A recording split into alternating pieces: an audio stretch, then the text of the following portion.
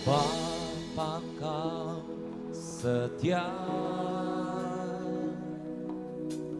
takkan meninggalkan, dan ku percaya Engkau milikku dan ku milikmu.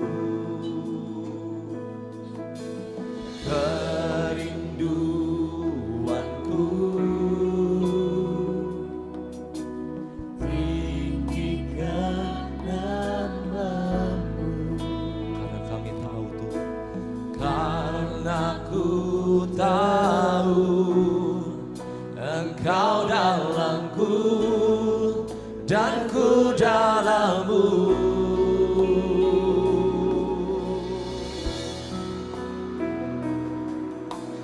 Ubah hatiku seperti hatimu, setulus salibmu, kasihmu Tuhan. Biar matamu seperti mataku, pancarkan kasihmu, ku mau jadi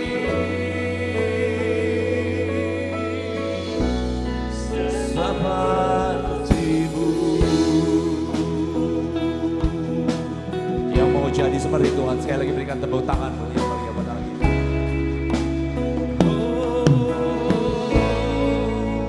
Mari saudara sendiri.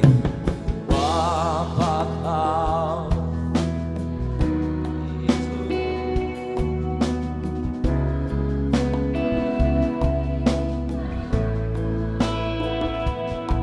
ku percaya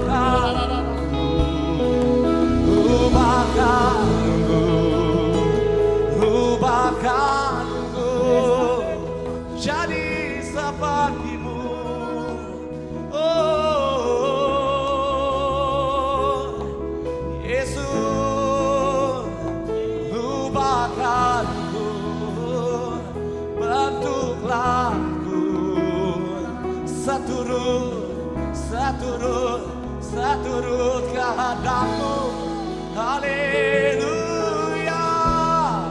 Oh, Jesus. Mari berseru kepada nama Yesus Tuhan.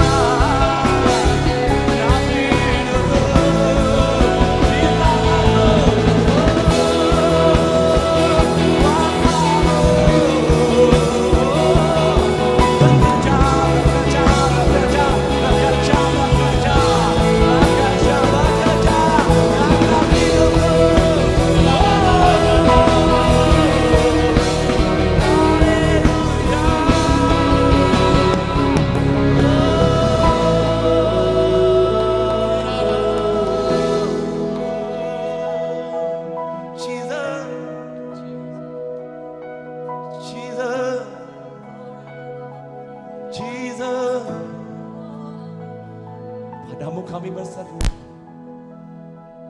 padamu kami mengadu, padamu kami mengerang Tuhan. Padamu Tuhan, berdaulat penuh atas hatiku, atas hidupku, atas setiap jalanku Tuhan, atas setiap perkara Tuhan, Engkau bekerja Tuhan.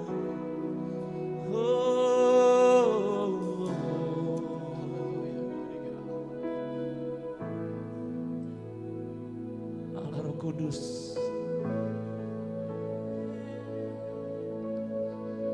bekerjalah seturut kehendak-Mu. Apa yang Kau ingini atas hidup kami, jadilah apa yang Kau kehendaki. Jadilah Berilah apa yang kau ingini.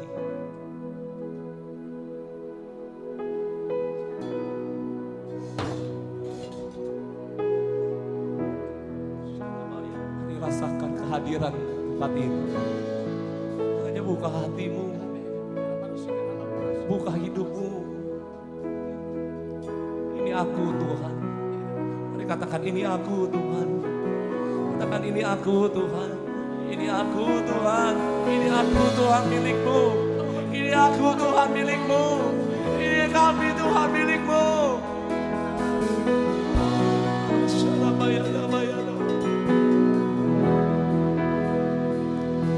Ku buka untuk jamaah berserah di hadiratmu. Kau ambil alih seluruh hidupku di altarmu menyembahmu. Ku buka hati untuk jamaah. Ambil alih Tuhan. Ambil alih Tuhan. Di hadiratmu. Ambil alih Tuhan. Kami seluruh hidupku di altarmu. Tepuk tangan sekali lagi yang meriah buat Allah Roh Kudus. Ku buka untuk jamaah-Mu berserah-Mu di hadirat-Mu. Kau ambil alih seluruh hidupku di Mari saudara sendiri angkat tanganmu, angkat suaramu, angkat hatimu, katakan. Buka hati untuk jamaah-Mu berserah-Mu di hadirat-Mu. Kasih Tuhan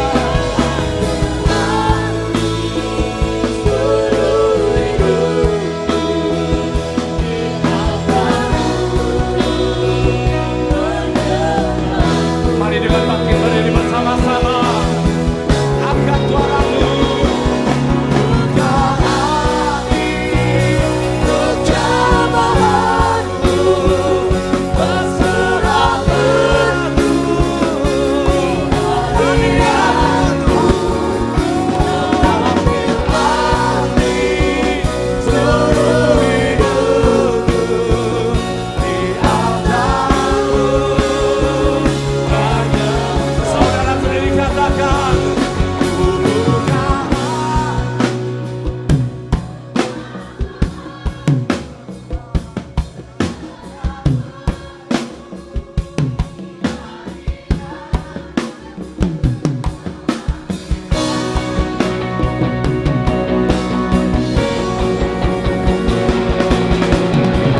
tepuk tangannya sekali lagi yang meriah buat Allah Roh Kudus.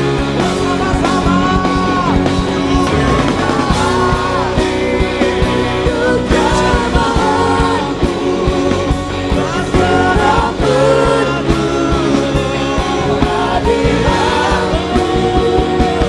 Ambil alih seluruh hidupku di altar-Mu menyembah. Di altar-Mu Tuhan, di altar-Mu menyembah-Mu. Di altar-Mu, di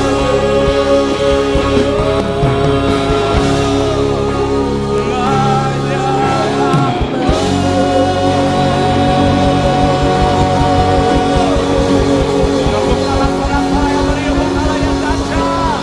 Luar biasa.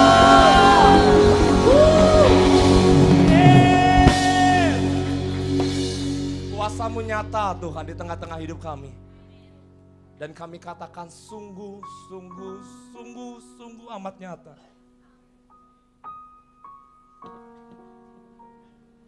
Terima kasih.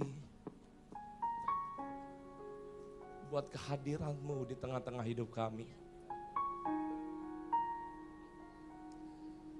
Takkan tergantikan dan takkan terbayarkan oleh apapun yang ada di muka bumi ini. Terima kasih Tuhan. Demi nama Yesus kami berdoa.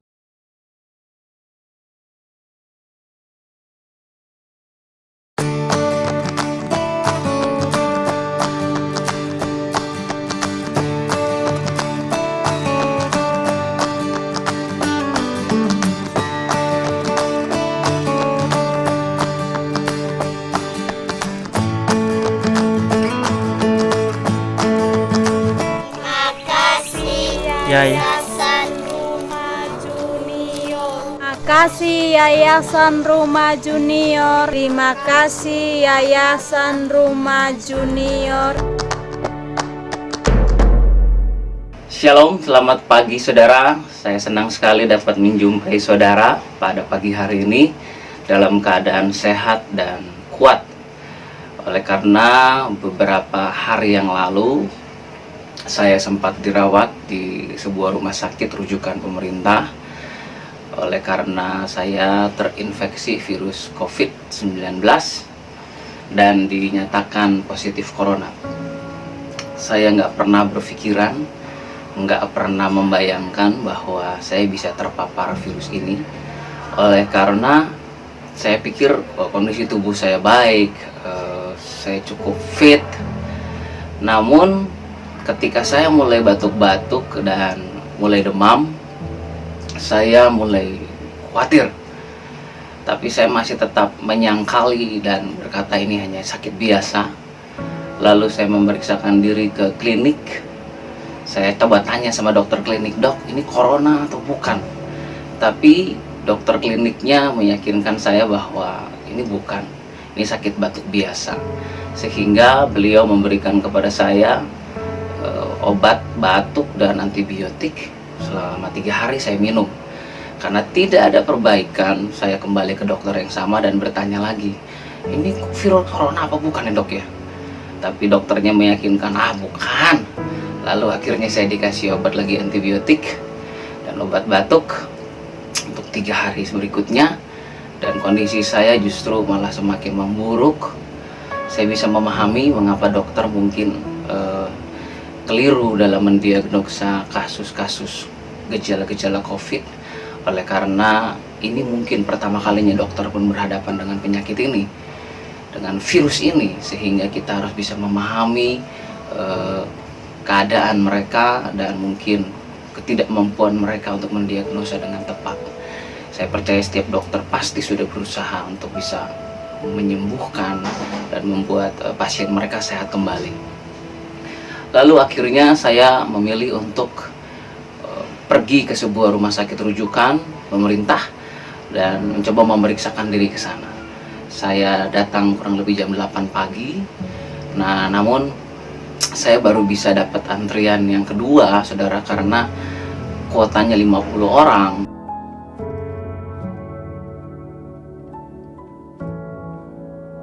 Saya dapat jadwal akhirnya jam setengah 12 siang. Jadi selama jam 9 saya mulai masuk daftar tunggu sampai jam setengah 12. Itu perjuangan yang luar biasa karena batuk-batuk, lalu nafas jadi mulai pendek-pendek, lalu badan pegal-pegal, lemah, lalu saya nggak makan oleh karena mual-mual, muntah-muntah. Jadi badan saya waktu itu lemah sekali, tapi saya pikir saya harus cek di sini, saya pengen tahu ada apa dengan saya. Nah, ketika akhirnya jadwal saya untuk dicek tiba, ternyata saya cuma ditanya-tanya saja, lalu disarankan untuk ronsen.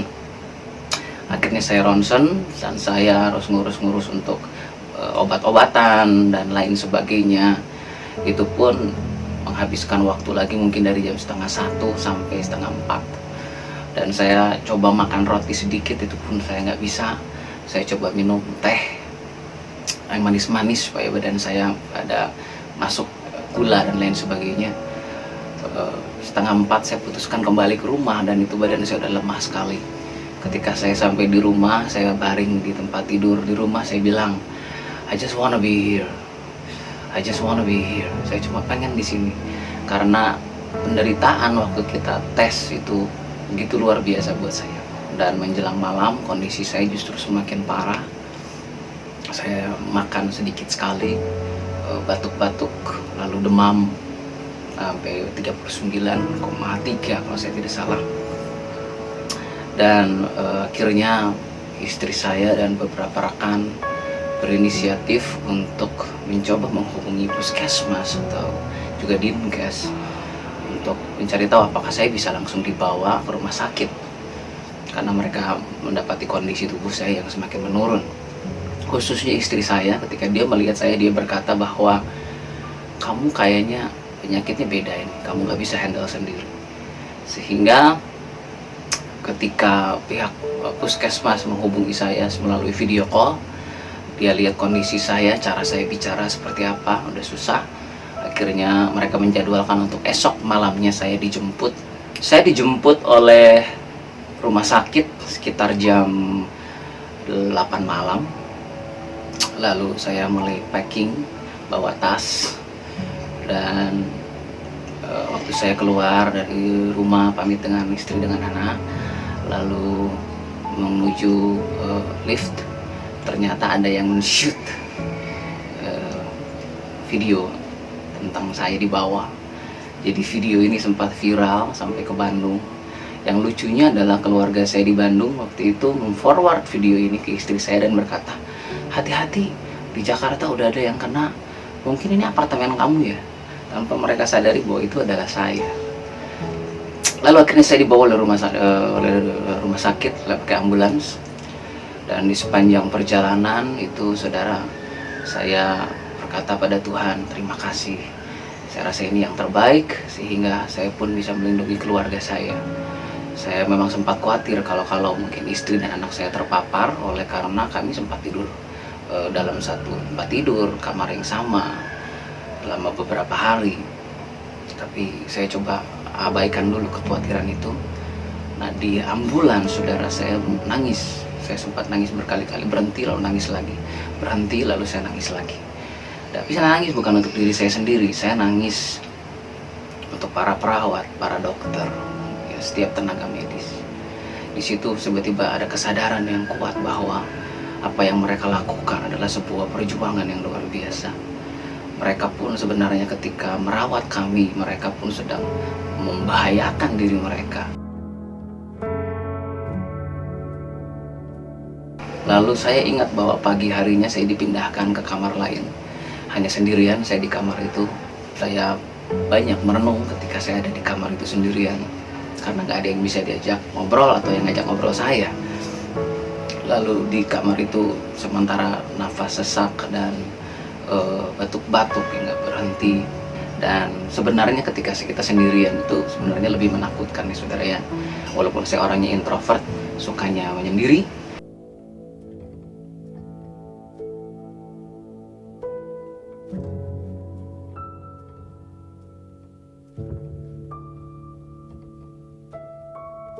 Besoknya saya dipindahkan lagi ke ruangan lain. Di situ ada 6 orang. Saya baru tahu bahwa ini adalah orang-orang yang memiliki gejala yang mungkin sudah payah dengan batuk dan sesak nafasnya, tapi belum ketahuan hasilnya apakah mereka positif corona atau tidak. Jadi ada kurang lebih 5 orang di ruangan itu. Di situ saya merasa agak nyaman karena ada orang, walaupun saya mungkin belum bisa ngobrol kepada mereka. Karena ketika mereka seringkali tanya-tanya sama saya jawab cuman sepotong, 2 potong kalimat. Ya, tidak, oh ya, gitu. Lalu saya akhirnya bilang sama rekan-rekan, teman-teman di ruangan tersebut, maaf kalau saya nggak bisa ngobrol terlalu lama, karena nafas saya ini kok masih pendek-pendek. Saya agak sesak kalau ngomong.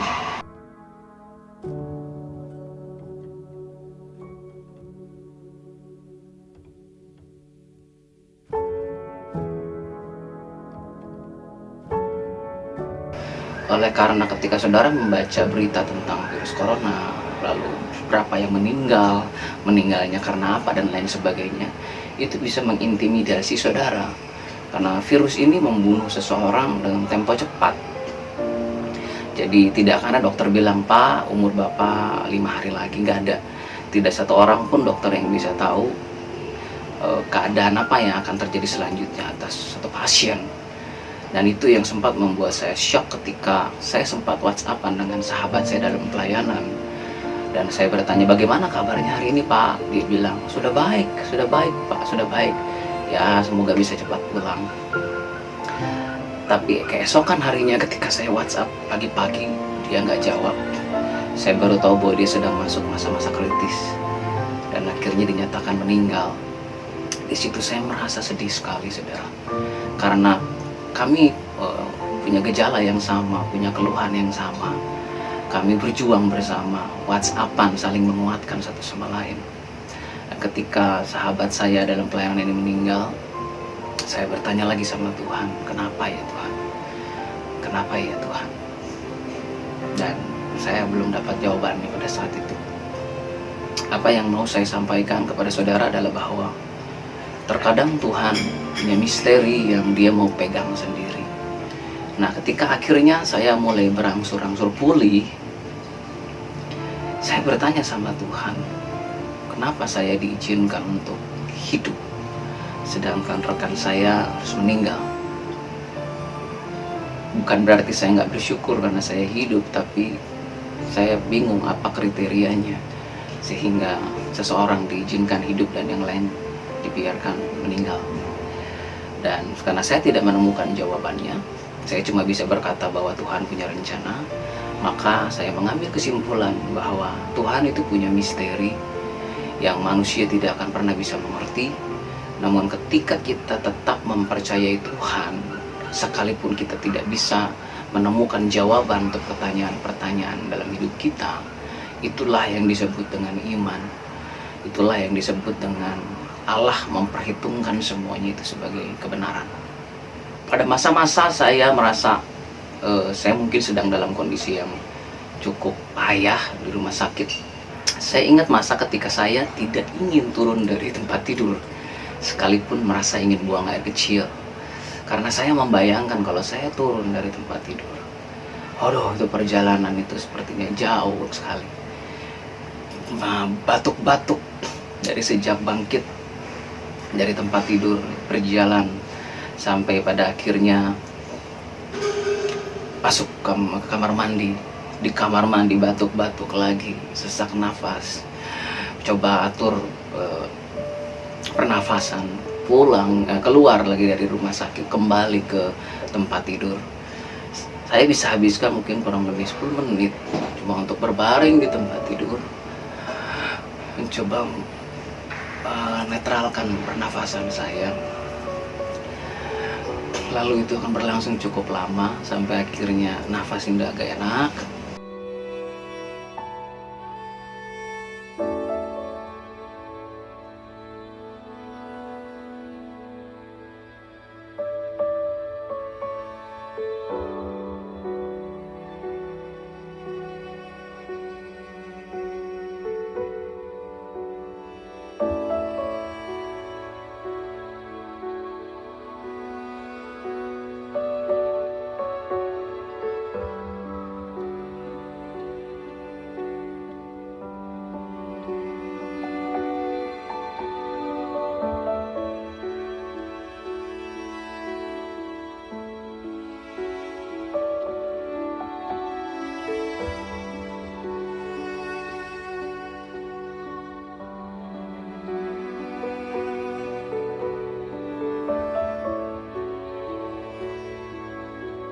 Mau lakuin apa aja sepertinya sulit. Bahkan dalam beberapa hal mungkin ketika saudara merasa sesak nafas, saudara seperti mau give in into keadaan itu, seperti sudahlah karena sesak nafas tadi. Tapi tiba-tiba Tuhan beri saya sebuah gambaran tentang 4 orang teman yang membawa teman mereka yang lumpuh. Ya, mereka bawa 4 teman mereka yang lumpuh itu kepada Yesus. Mereka jebol atap rumah sehingga teman mereka yang lumpuh dapat mereka turunkan tepat di depan Yesus, dan akhirnya temannya disembuhkan. Saya rasa pada saat itu Tuhan sedang bicara sama saya, Izinkan doa dari orang-orang, izinkan iman dari orang-orang di sekelilingmu, menguatkanmu dan membawamu datang kepadaku. Dan hari itu saya sangat terhibur, karena saya sempat menolak untuk meresponi WhatsApp yang masuk ke handphone saya. Saya menolak menjawab pertanyaan-pertanyaan orang. Saya hanya pengen sendiri pada saat itu, ingin menghadapi ini sendirian. Namun ketika Tuhan beli gambaran itu, saya mengerti peranan dari doa orang percaya yang bersatu hati dan bersepakat. Nah, itu membuat saya sangat terhibur, saudara, dan saya akhirnya mulai menerima setiap bentuk perhatian dari orang terhadap saya. Karena ketika mereka bersepakat untuk berdoa bagi saya dan bagi banyak orang, kita akan lihat mujizat terjadi di banyak rumah sakit, di banyak tempat. Saya juga bersyukur, saudara, oleh karena ketika saya di rumah sakit, saya mendapati keluarga saya diperhatikan. Karena ketika saudara dinyatakan positif corona, keluarga saudara dikarantina di rumah, tidak boleh keluar.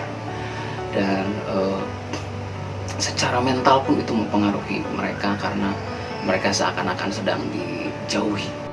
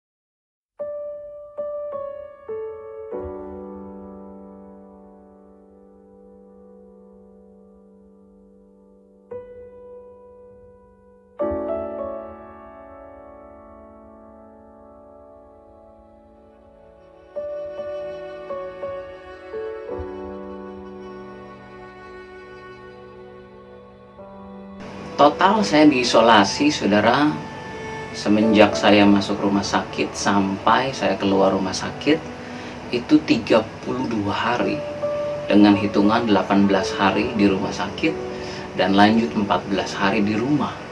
Saya nggak pernah membayangkan bahwa saya bisa mengalami momen seperti ini. Ya, tidak seorang pun bisa membayangkan hal-hal yang dapat terjadi kepada kita dalam kehidupan ini. Itulah sebabnya penting sekali buat kita untuk selalu siap sedia ketika Tuhan mengizinkan hal-hal yang di luar bayangan, bahkan di luar pemikiran kita terjadi. Kita harus tetap percaya bahwa Tuhan turut bekerja dalam segala sesuatu untuk mendatangkan kebaikan buat kita dan buat semua orang yang mengasihi Dia. Saya sempat mendengar ada kurang lebih selama 2 atau 3 hari ada satu pasien di ruangan lain yang berteriak-teriak, menangis-nangis. Saya nggak tahu apa yang dia alami, apakah dia shock, tertekan, atau memang penyakitnya membuat dia merasa sakit.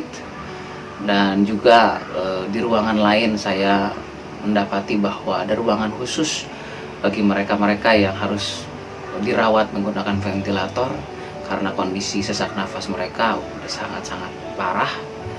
Lalu belum lagi di ruangan kita sendiri, kita juga mendapati ada orang-orang yang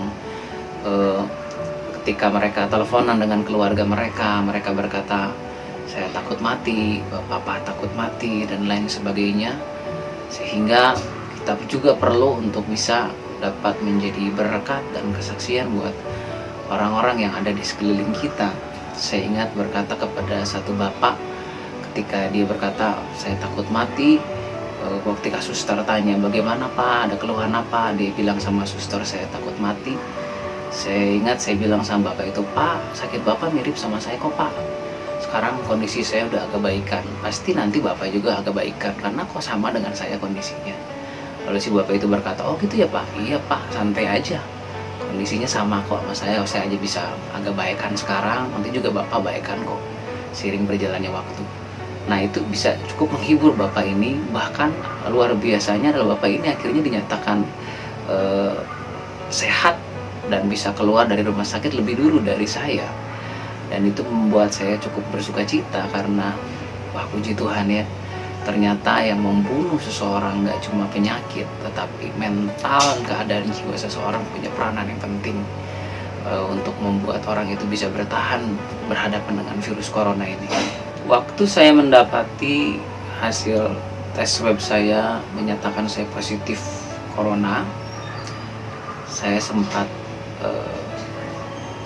agak down, kecewa karena aduh, saya berharap harusnya negatif corona. Saya cerita sama istri saya, dan istri saya juga berkata bahwa dia sempat down waktu dengar itu. Namun puji Tuhannya adalah saudara, ketika saya dinyatakan positif corona berdasarkan hasil tes swab yang saya harus tunggu kurang lebih seminggu, saya sudah dalam kondisi yang jauh lebih pulih, sehingga keputusan itu tidak terlalu mempengaruhi saya. Justru saya pada masa itu sebenarnya sedang bersemangat untuk hidup, bangkit melawan penyakit ini.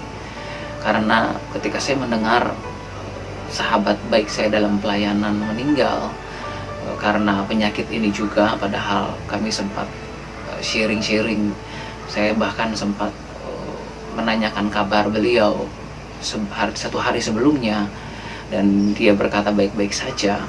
Maka saya sempat kaget ketika akhirnya sahabat saya ini harus meninggal di rumah sakit.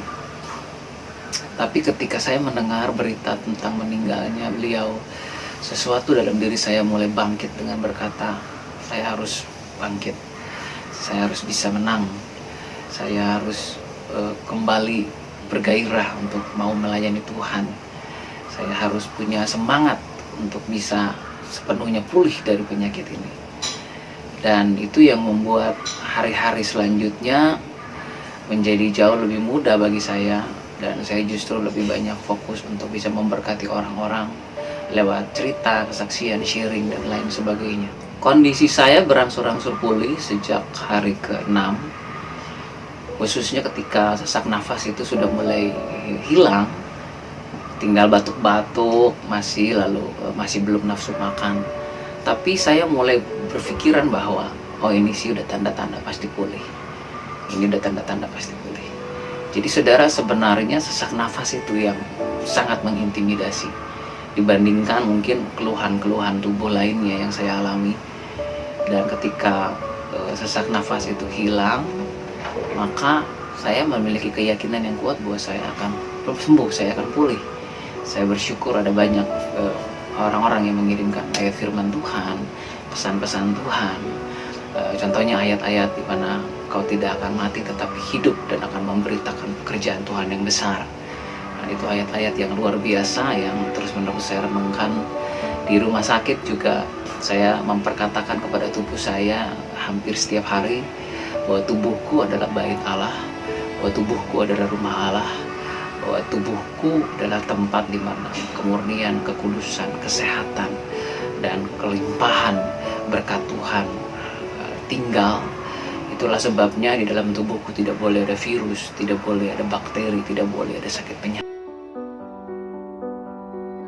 Itulah saudara kesaksian yang bisa saya sampaikan untuk saudara, supaya kita bisa sama-sama memahami mengenai wabah corona yang sedang terjadi hari-hari ini, namun juga menyadari bahwa Tuhan itu baik. Tuhan tetap memegang kendali. Dan jika ada hal-hal yang tidak dapat kita jawab dalam hidup ini, kita selalu percaya bahwa adalah hak Tuhan untuk punya misteri, hak Tuhan untuk memegang rahasia, dan hak Tuhan juga jika Dia ingin membukakannya kepada kita. Tuhan pernah berkata, jika Dia datang ke bumi, adakah Dia dapati iman di bumi ini? Saya percaya di masa-masa krisis seperti ini, kiranya Tuhan mendapati iman di dalam diri setiap kita. Tuhan Yesus memberkati.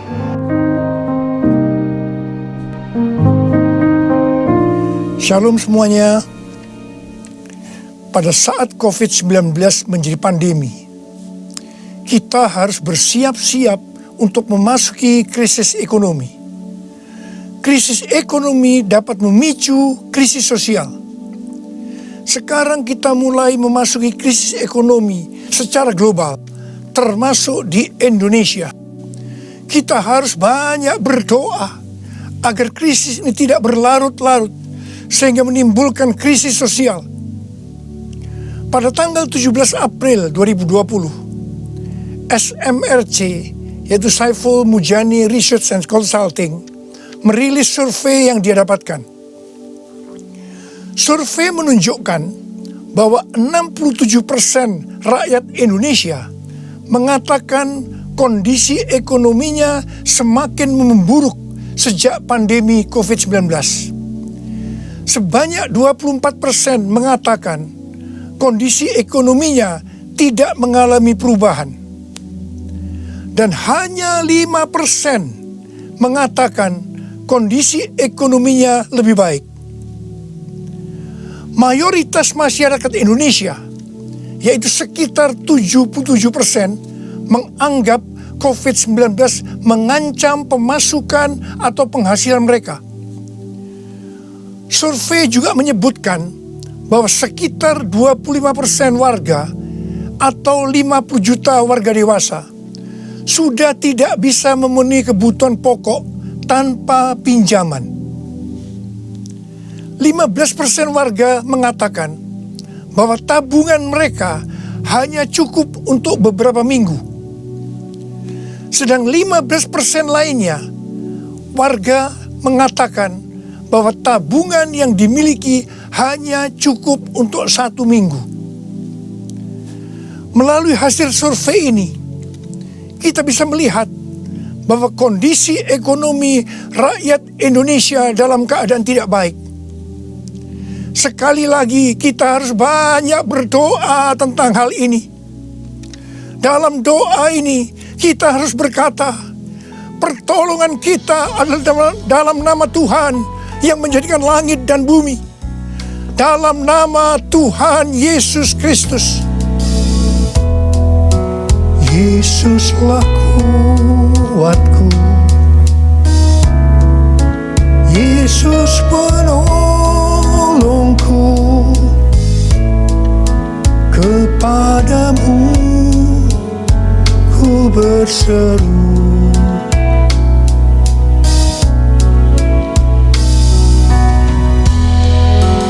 Yesus perisaiku,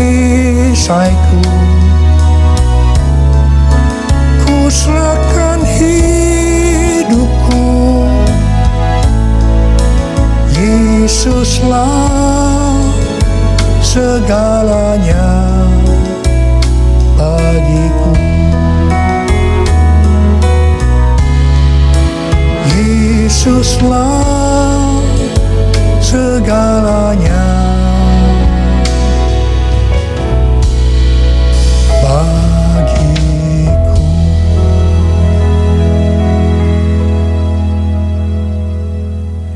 Setelah Tuhan Yesus bangkit, sebelum kenaikannya ke sorga, Tuhan Yesus mengunjungi murid-muridnya yang sedang mencari ikan di Danau Galilea. 7 murid Tuhan Yesus, termasuk Petrus, Yohanes, dan Yakobus, sedang berkumpul dalam keadaan tergoncang akibat kematian Tuhan Yesus. Mereka dalam keadaan ketakutan. Secara ekonomi, mereka juga tergoncang karena biasanya mereka selalu bersama-sama dengan Tuhan Yesus. Mereka kembali ke Galilea dan mencari ikan untuk kehidupan mereka. Pada saat itu, mereka sepakat untuk mencari ikan. Alkitab mengatakan bahwa semalam-malaman mereka mencari ikan, tetapi mereka tidak mendapatkannya. Mereka tambah frustasi. Tiba-tiba dari darat ada suara yang berkata, "Hai anak-anak, adakah engkau mempunyai lauk pauk?" Dengan kesal mereka menjawab, "Tidak ada." Mereka semua tidak tahu kalau yang bertanya itu adalah Tuhan Yesus. Tuhan Yesus melanjutkan dengan berkata, "Kalau begitu, tebarkan jalamu di sebelah kanan perahu, maka engkau akan mendapat ikan." Perintah ini sebenarnya tidak masuk akal, karena alasan pertama, hari sudah siang. Mencari ikan di Danau Galilea harus malam hari. Alasan yang kedua, jarak perahu dengan pantai hanya sekitar 200 hasta, yaitu sekitar 90 meter. Jadi tempat itu adalah tempat yang relatif dangkal. Padahal biasanya ikan ada di tempat yang relatif dalam. Tetapi mereka taat kepada suara itu. Meskipun mereka tidak tahu bahwa itu adalah suara Tuhan Yesus. Setelah mereka melemparkan jala di sebelah kanan perahu, apa yang terjadi? Mereka mendapatkan 153 ekor ikan besar-besar. Baru setelah itu mereka sadar bahwa yang menyuruh mereka adalah Tuhan Yesus. Pertanyaannya, mengapa mereka tetap taat meskipun mereka tidak tahu bahwa itu Tuhan Yesus? Jawabannya adalah karena mereka hidupnya intim dengan Tuhan Yesus. Pada masa kesesakan, biasanya tidak gampang untuk mendengarkan suara Tuhan. Tetapi orang yang hidupnya intim dengan Tuhan, mereka tetap bisa membedakan bahwa ini suara Tuhan, meskipun samar-samar. Suara ini adalah suara yang sering dia dengar, yang memberi tuntunan, memberitahu apa yang harus dilakukan. Pada saat kita memasuki krisis ekonomi sebagai dampak dari pandemi COVID-19, kita perlu mendengar suara Tuhan. Saya ulangi sekali lagi. Pada saat kita memasuki krisis ekonomi sebagai dampak dari pandemi COVID-19, kita perlu peka mendengar suara Tuhan. Garis bawahi ini. Ada 3 macam suara. Yang pertama, suara Tuhan. Yang kedua, suara hati kita. Yang ketiga, suara iblis. Bagaimana kita bisa membedakan bahwa itu adalah suara Tuhan? Yaitu kalau kita hidupnya intim dengan Tuhan. Kalau hati kita melekat kepada Tuhan. Kalau kita dipenuhi dengan Roh Kudus. Dan kalau firman Tuhan tinggal di dalam kita. Kita akan tahu bahwa itu adalah suara Tuhan. Tuhan berbicara kepada kita melalui bermacam-macam cara.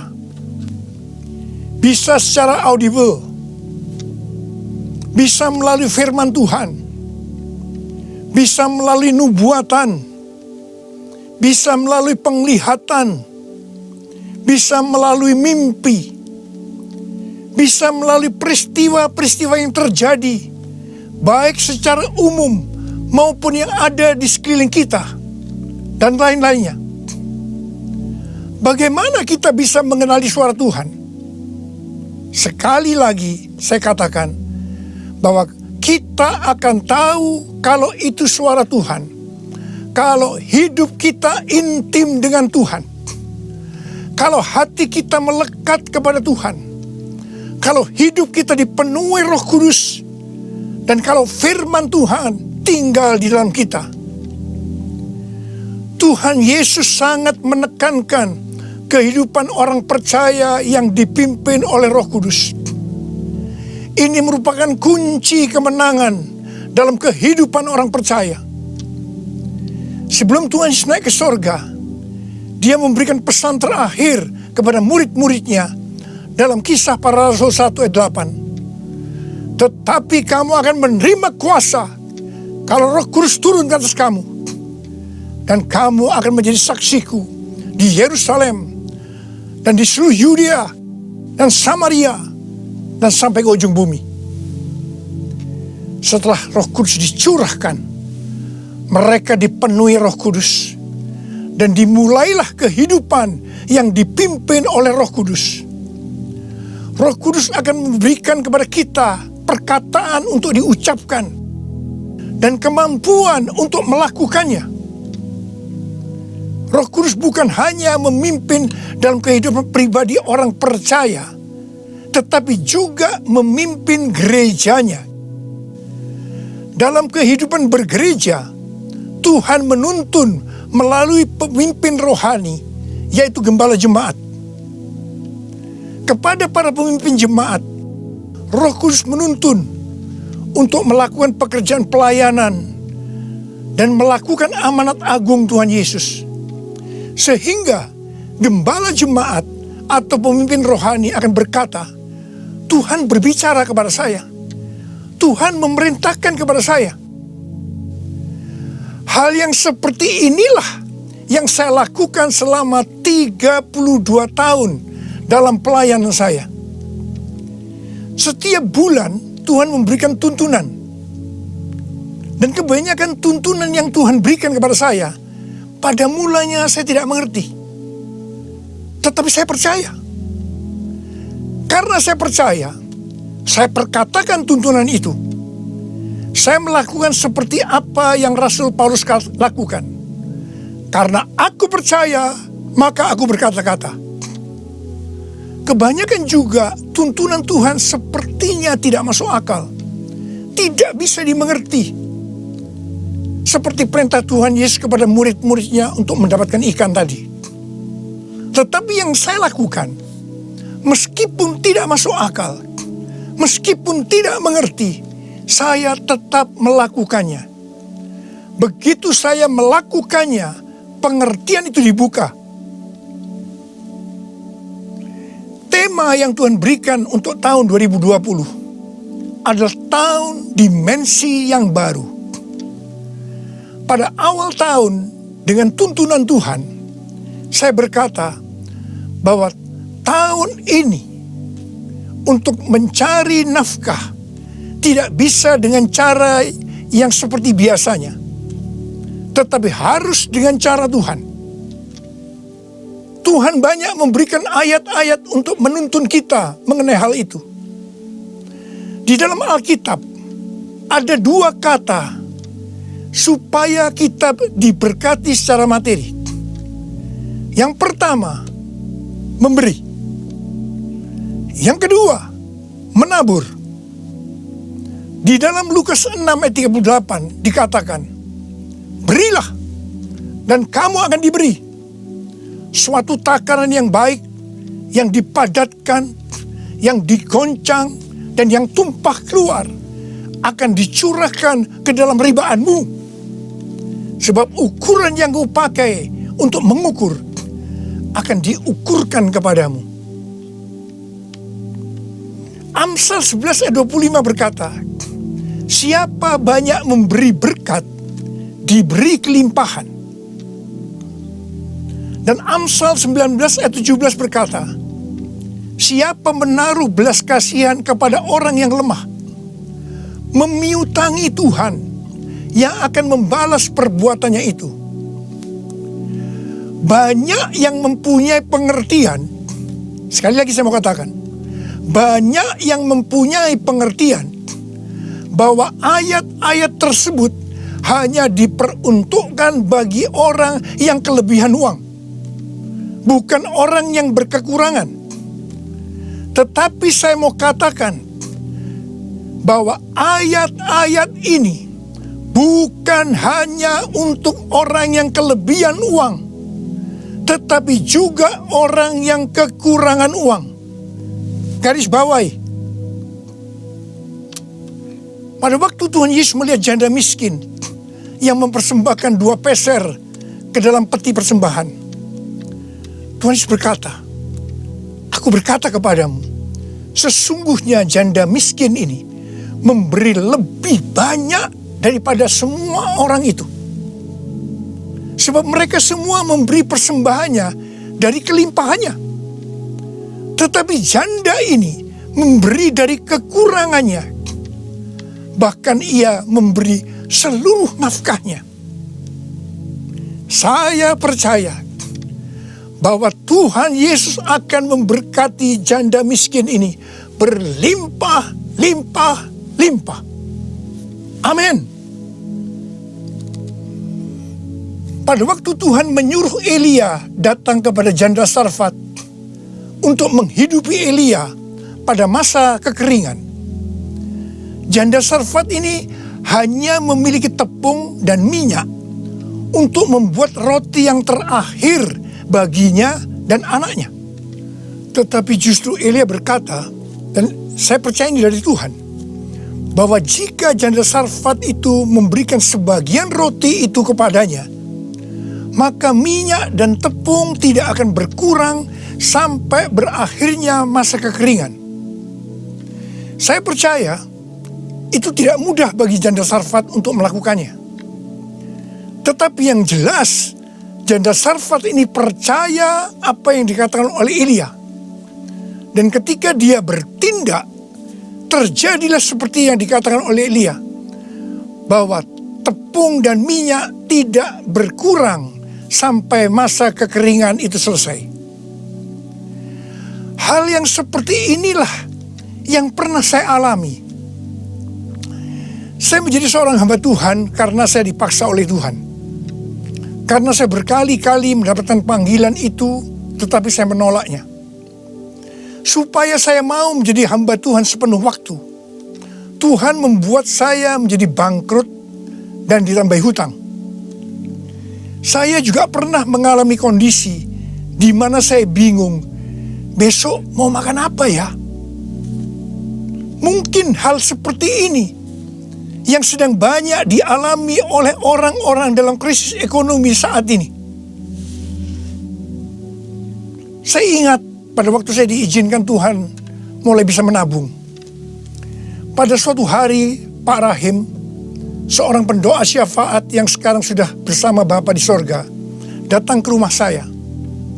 Ketika saya berbincang-bincang dengan Pak Rahim, istri saya, Ibu Hermin, memanggil saya untuk masuk menemuinya. Saya masuk, dan dengan gemetar Ibu Hermin berkata bahwa dia mendapatkan penglihatan. Ini untuk pertama kali dalam hidupnya. Apa yang dia lihat? Dia melihat sebuah angka di pintu lemari sebesar 30.000. Dan Tuhan berkata kepada Ibu Hermin bahwa dia disuruh untuk memberikan uang sebesar 30.000 kepada Pak Rahim. Saya berkata, kalau Tuhan yang suruh, ya berikan aja. Ibu Hermin menjawab, berikan gimana? Itu seluruh uang yang ada pada kita. Itu semuanya yang kita punya. Saya sempat tertegun. Kemudian kita berdua menangis di hadapan Tuhan. Dan kita berkata, Tuhan, kami akan taat Tuhan. Kami akan berikan uang ini kepada Pak Rahim. Ketika uang itu saya berikan kepada Pak Rahim, langsung dia buka amplopnya. Dan dia hitung bahwa jumlahnya 30.000. Dan ketika dia tahu bahwa jumlahnya 30.000, langsung dia menangis dengan keras. Ternyata sudah beberapa malam dia sujud kepada Tuhan di pelataran rumahnya, meminta uang kepada Tuhan sebesar 30.000 untuk membiayai 6 pendeta yang dari desa yang ada di rumahnya. Pada waktu itu saya sempat bertanya kepada Tuhan, Tuhan, kok mintanya kepada saya ya Tuhan, yang uangnya pas-pasan dan kadang-kadang masih kekurangan, kenapa tidak minta kepada yang kaya? Tuhan hanya mengingatkan saya kisah tentang janda Sarfat tadi. Saya percaya, saya ada sebagaimana saya ada saat ini. Salah satunya karena saya melakukan itu.